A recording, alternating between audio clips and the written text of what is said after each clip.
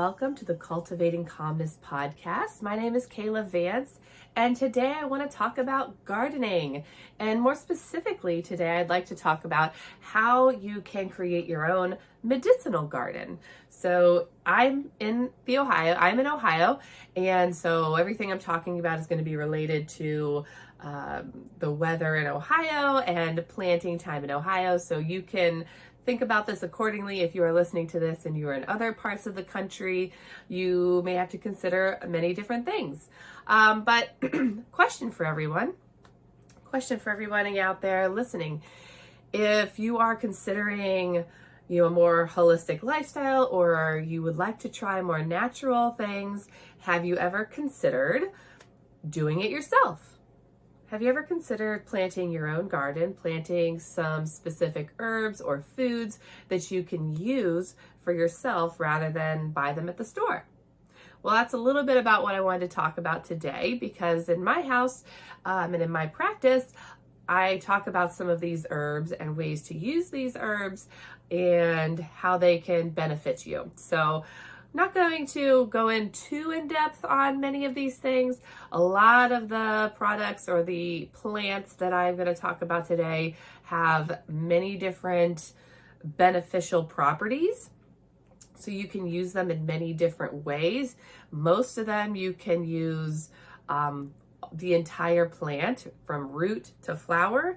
And so there are ways you can use different pieces and parts of those plants. And if you are watching, I have lots of goodies to show you on my table here, and I'll give a little description of each of these things. But I encourage you to look some of these things up on your own and find out what you want to get out of these plants, how you could get something out of these plants, and you could start that today.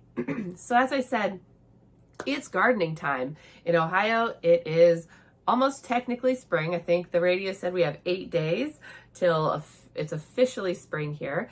And if you are into gardening, or if you're wanting to start, now is about the time, if not earlier, to get your seedlings planted indoors. Some plants, you could probably get them planted outdoors in your garden, and those would be things like your broccolis, your cauliflowers, kale, spinach, lettuce, those cold weather hardy plants, carrots, things that need some of that cold weather to promote the germination of seeds. So some of those things you can get planted, but we're not going to talk about any of those things today. I'm talking about some of the plants that we can use medicinally. So a lot of these you want to get started indoors. Some may do well being planted outdoors or started outdoors right now. You just have to be careful of that frost, because if they start to grow, they may grow, but if it gets too cold and a frost is going to happen, you may have to cover them. So just be aware of that. You could be playing the cover-uncover game for weeks, and you have to pay attention to the weather. So I know I've been guilty of not thinking about it, not noticing, not thinking that the weather is going to turn. And then I either have dead plants, or I'm rushing around trying to figure out what I can cover my plants with. So go get some of these seeds, and you can get them started indoors. If you are not a seedling person and you'd prefer to buy maybe a starter plant, go for it. I did some of that last year with some new plants that I planted, and I was hoping that some of those would come back, and they did. So that's kind of what inspired this. And if I had a traveling podcast, I could take you outside to my backyard and show you where some of them have started. And that example that I'm thinking of right now is chamomile. So I will get to that in a moment. Before we go any further, though, nothing that I'm saying in here is, should be considered medical advice. I am just talking about plants and how they can be useful and how they can be helpful. And I encourage you to do your own research, look up some of these things, find out for yourself, talk to your preferred provider to see if these things would be helpful for you. And in most cases, a lot of these plants can be used in a variety of ways, whether that's fresh or dried or cooked. You can benefit from them in different ways. So things you want to consider before you get started is a big one is your time. how much time is it going to take to take care of these plants, to process them, to then be able to use them? So the biggest thing for me is really processing time. And so when it comes to picking the flowers or picking the different types of plants that you're growing, how much time is it going to take to just get them? And then usually what I do is dry them. And so then it's setting them out or washing them and then drying them out and then putting them in some kind of drying system, which takes time. So I know sometimes that's what holds me back, is just having enough time and being able to devote the time to it. So this year I'm wanting to devote some of that time. So how can I plan accordingly? So just, that's a big thing to consider when you're gardening is, it's great to grow them, but what are you going to do when the product starts growing and you need to start picking and harvesting and doing something with that product? Are you going to have the time to devote to doing it? And do you need help? Sunlight is another important factor. A lot of these things need direct sunlight for most of the day. Some may do well in indoors. You could have like an herb garden. Some may need, partial shade, but a lot of times, a lot of these plants are going to need a lot of sun. So do you have a good place to grow these plants? The length of time it takes to grow. So one of these that I have here, actually a couple of them that I have here, if you plant from seed, you may not see the product for at least 1 or 2 seasons, like 2 years. So that's where you may want to get something that's already started. So you may get something this year. Otherwise, you may have to be patient and you may have to wait until next year, the year after, to actually see that growth and to get the benefit from that plant. Those are the big ones. Those are the big ones, really. So let's jump in here. So the plants I want to discuss today, the ones that I have here on my table, are Echinacea, Chamomile, Elderberry, Calendula, Tulsi, otherwise known as holy basil, oregano, and dandelion. So without further ado, let's start with Echinacea. So I have some Echinacea here. It is otherwise known as the purple cone flower. So in here, this mixture that I have in this jar, I haven't done anything with it, but you could use this as tea. You could make a tincture. So a tincture is usually made from some kind of alcohol, usually vodka. You soak the herb in the vodka for anywhere from like 6 weeks or longer, just to be able to pull all the nutrients from it. Some will put it in glycerin, so it's not alcohol based.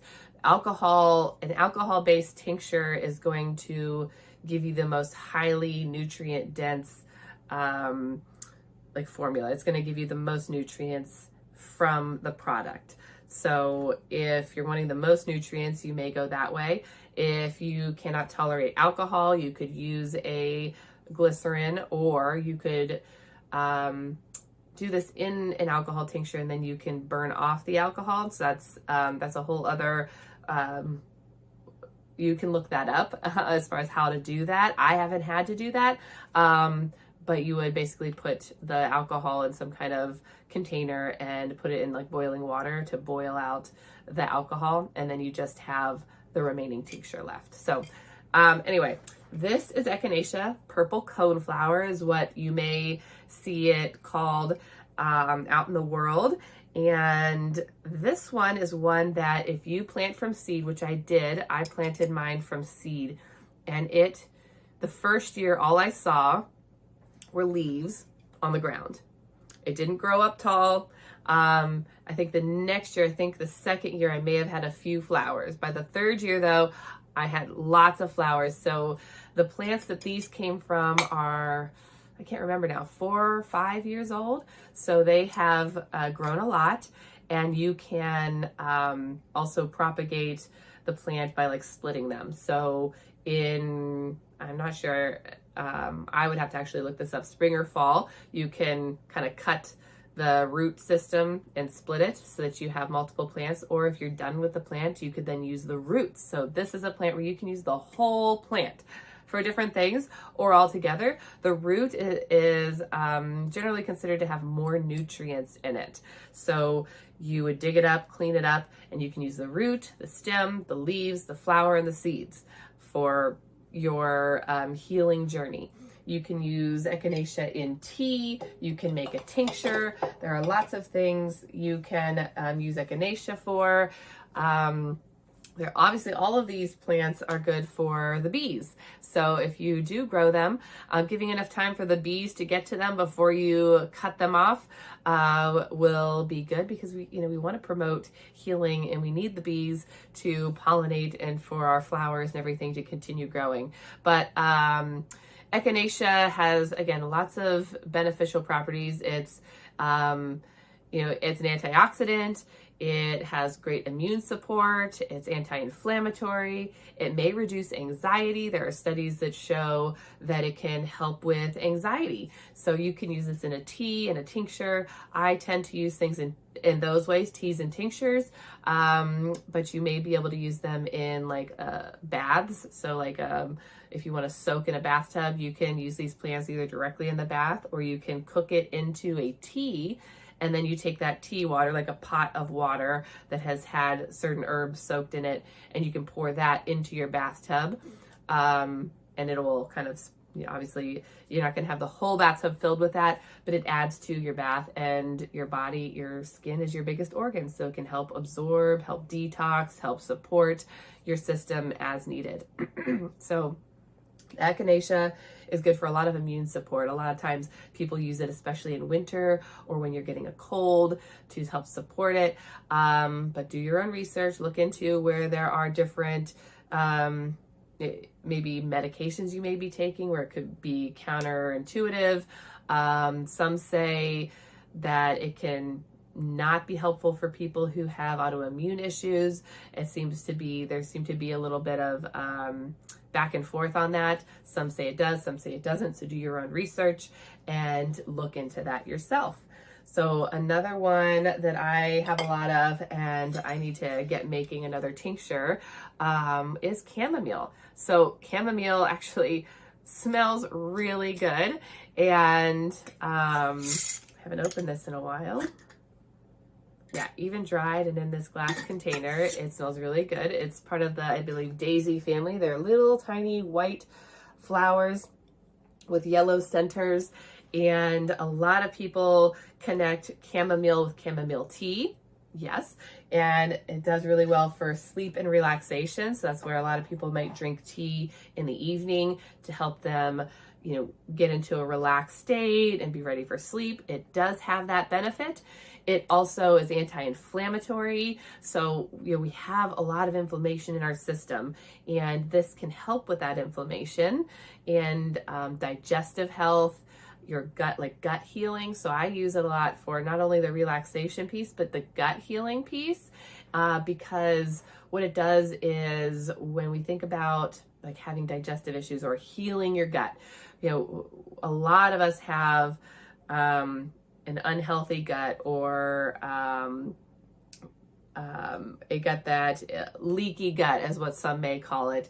And what that is basically that the lining of your gut, if you're watching, it's like your fingers are all separated and there's gaps between your fingers if you're putting your hands together. And we want your fingers to be connected like you're holding your hands together and praying with your fingers interlocked. We don't want there to be any gaps in our gut, so that the food we're eating passes in and out of our gut and into our bloodstream. That can cause a lot of inflammation. The food we eat is meant to stay inside our gut, inside our intestines, inside our stomach, and we don't need it seeping in and out. So chamomile can actually be a good herb to help with that. And then there's lots of other ways that a lot of these herbs, may help. And that's just the way of saying that in the medical world, we cannot officially say one way or the other that it, can help with certain things, but there has been evidence to show that it can help with blood sugar regulation,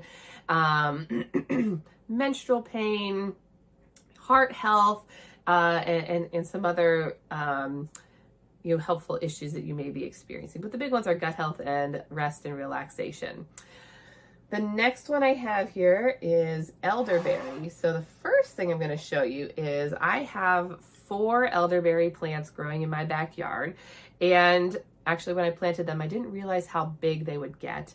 Though with some research, I have learned that they can be made to stay smaller if you are pruning them regularly, taking care of them, and cutting off the big branches and letting smaller branches continue to grow. And so that's what I will be doing in my backyard versus just letting them grow. So if I had larger property, I might just plant them and let them go, but you may get less from them. So what I did this year from my plants that are now, I think I'm on the 3rd year.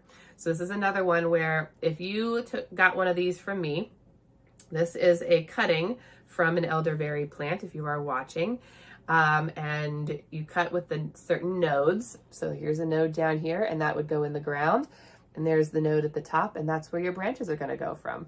But if you planted this today, March, the middle of March, if you planted this today, you might get elderberries, berries from this in the late summer, early fall. Might. I know when I got mine from a local farmer, and I had 4, so I got 4 plants, and I had a few berries, a few bunches of small berries, I think in the early fall, and that was it.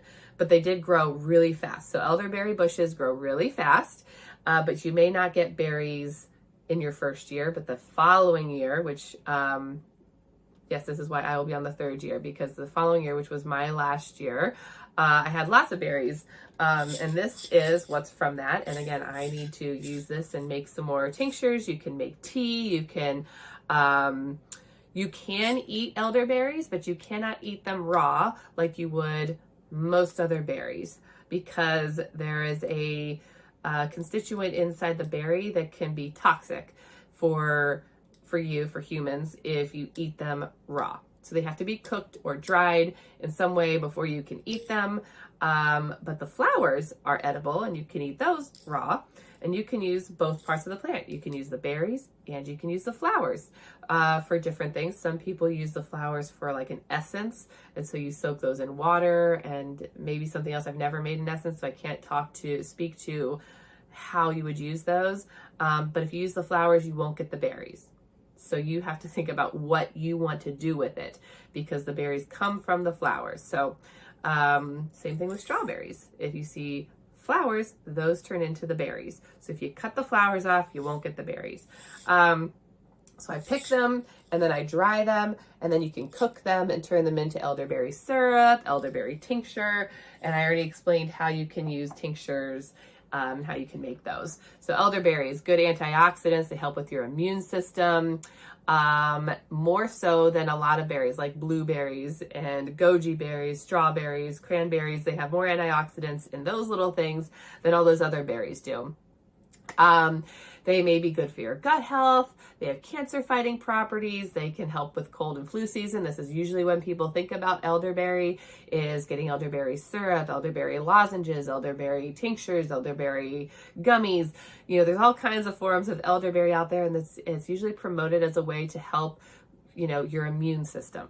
So they're good immune support, and this would be a good one to have for you to grow, and it's a pretty easy thing to grow.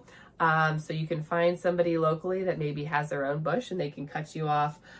You can plant it, and you usually need more than one, just so they can cross-pollinate and things of that nature. At least that's as far as my research has shown me.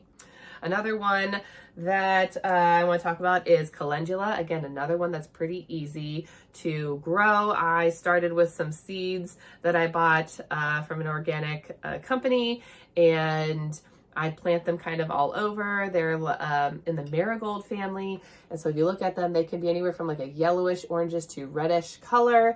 You can use the petals, and I believe the whole flower. You can use it in many different ways. Tinctures, salves are big ones. So you would put this in an oil, cook the oil, or soak it in an oil. You could, cooking it will maybe take some of the nutrients away. So letting it sit for a while in the oil, and then you would add the oil to something else like beeswax and some other constituents to make a type of lotion or salve that you can rub on, different ailments on your body to help. You can use it in tea, you could make a tincture, and calendula is rich in antioxidants, so can help, it helps with free radicals and helps to neutralize the harmful effects of oxidative stress. It is like antispasmodic, meaning it can help with like cramping. So whether that's menstrual cramping or cramping from like digestive issues, this can help with that. So this is a good antiviral, antifungal, helps with wound healing, can help with gut healing. So along with the chamomile, calendula can help with gut healing. Use it in teas, tinctures, all of those things. So 𝗏𝗪𝗏 is another one. I got this from a local farmer last year, a starter plant. So this year my intention is to have more of it. And I actually, didn't realize how beneficial it is. So it's in the basil family. I also grow regular basil, and I use that in my cooking, and I use that for herb, just a dried herb that I can add to everything. You can also have basil fresh. So 𝗏𝗪𝗏, otherwise known as holy basil, is an adaptogenic herb. What that means is it helps your body to adapt to different stressors, and that can be that's just really helpful. Another adaptogenic herb is ashwagandha. I don't have that in my garden, but this is another good one.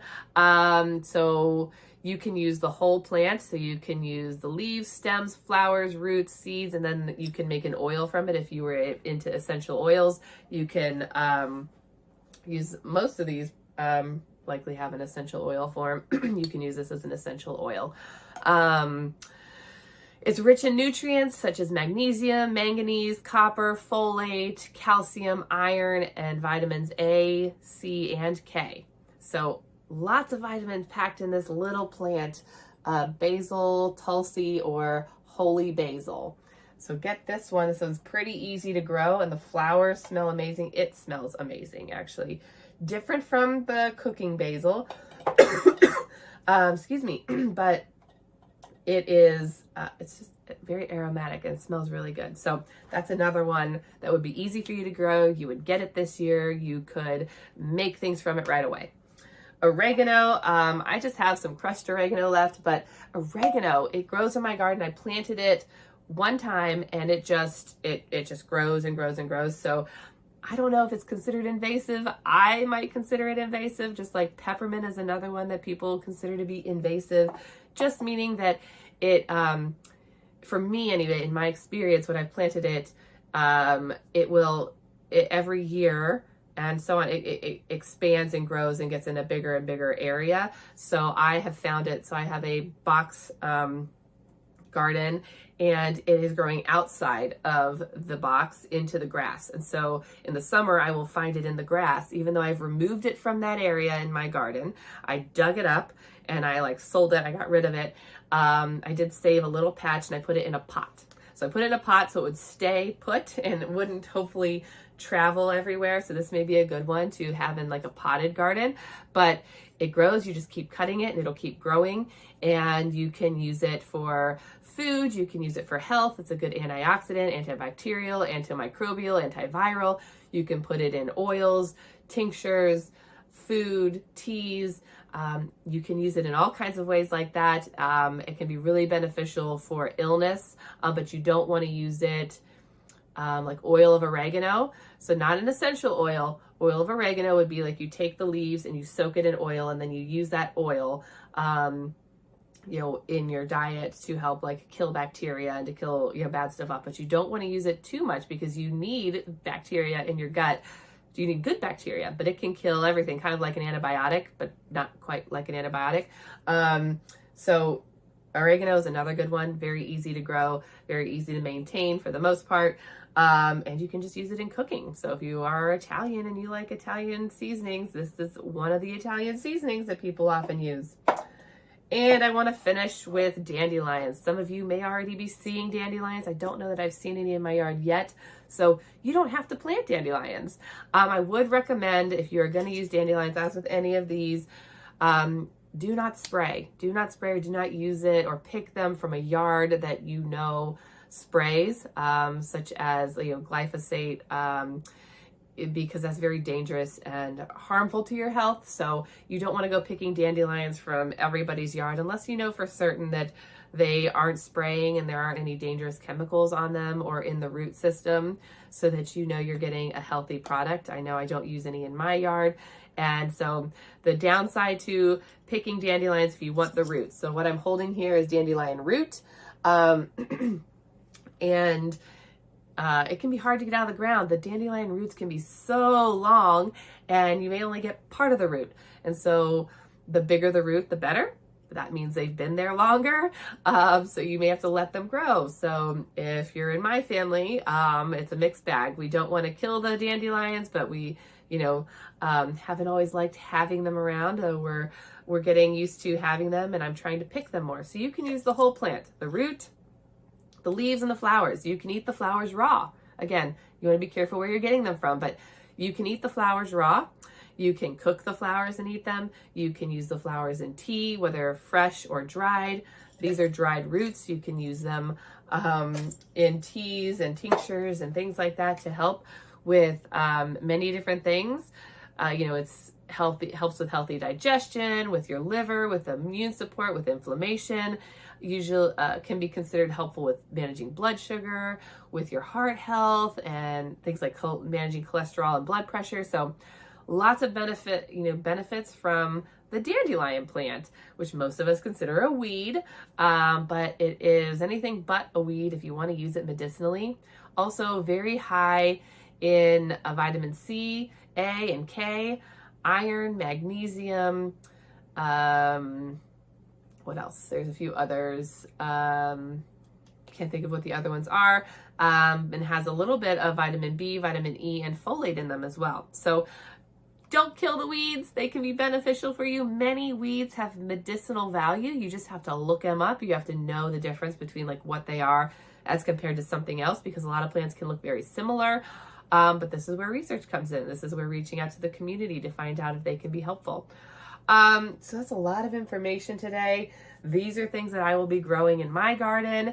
The dandelions I'm not planting, but they will grow on their own. And you can make it a game and have your kids pick them and turn them into medicine for you and your family. So good luck this year. Tell me, feel free to comment or message me and tell me what you're doing with your plants and how you are taking that adventure and taking those steps to control your own health and to advocate for yourself and just have a little fun.